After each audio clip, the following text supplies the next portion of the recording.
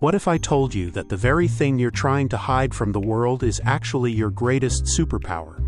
Today, we're diving deep into why embracing your weakness doesn't make you vulnerable. It makes you absolutely unstoppable.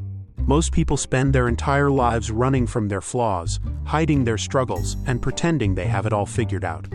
But here's what nobody tells you. That constant battle against yourself is draining your energy and limiting your potential in ways you can't even imagine. Think about it.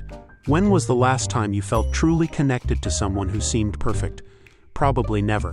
Yet we're all out here wearing masks, trying to project this image of having everything together. It's exhausting, and more importantly, it's keeping us stuck. Let me share something personal. For years, I struggled with public speaking anxiety.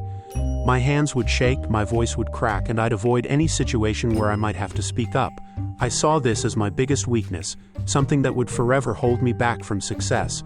But here's the twist. Acknowledging this fear and working with it instead of against it completely transformed my life. The moment I stopped fighting my anxiety and started embracing it as part of my human experience, everything changed. I realized that my nervousness wasn't a bug in my system, it was a feature that showed how much I cared. And when I started being honest about my struggles, something magical happened. People started connecting with me on a deeper level. This is the paradox of human psychology. We're drawn to authenticity like moths to a flame. When someone admits their struggles, shares their fears, or acknowledges their imperfections, our brains light up with recognition. Finally, we think, someone who gets it, someone who's real. But embracing weakness goes way deeper than just being relatable. It's about understanding that every perceived weakness contains within it the seeds of extraordinary strength. Your sensitivity isn't a flaw, it's emotional intelligence. Your tendency to overthink isn't a problem, it's analytical depth. Your perfectionism isn't holding you back, it's driving excellence. The key is learning to reframe your relationship with these aspects of yourself. Instead of seeing them as limitations, start viewing them as your unique operating system. Because here's what successful people know that others don't. Your weaknesses, when properly channeled, become your competitive advantages. Take empathy, for example. In a world that often rewards ruthlessness, being highly empathetic might seem like a disadvantage.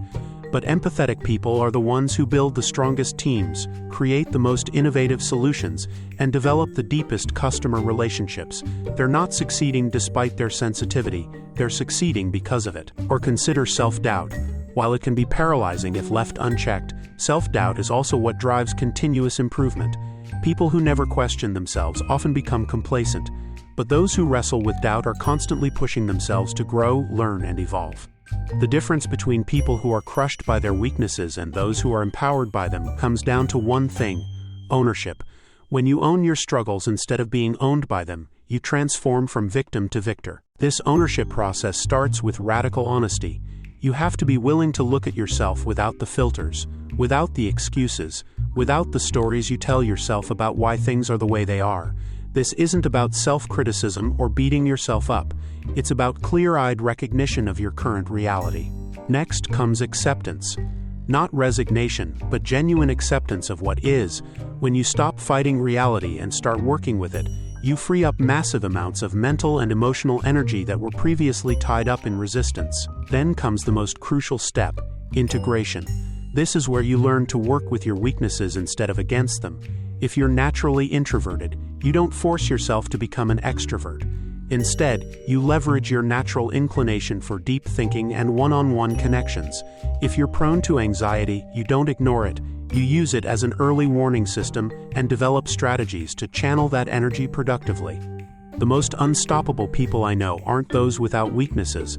They're those who've learned to dance with their limitations. They've discovered that trying to be someone you're not is exhausting, but becoming more of who you already are is energizing. This approach creates what psychologists call post-traumatic growth, the phenomenon where people emerge from challenges stronger than they were before. But you don't have to wait for trauma to access this growth. You can cultivate it by embracing the parts of yourself you've been trying to change or hide. When you stop wasting energy on being perfect and start investing it in being authentic, remarkable things happen. You attract people who appreciate the real you. You make decisions aligned with your values. You pursue goals that actually matter to you instead of chasing what you think you should want. Your weaknesses aren't bugs in your programming, they're features that make you uniquely valuable. The question isn't whether you have weaknesses, we all do.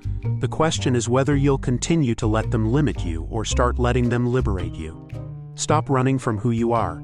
Start running toward who you could become when you embrace every aspect of yourself. That's where true strength lives. That's where unstoppable begins. If you got value from this video, don't forget to like and subscribe.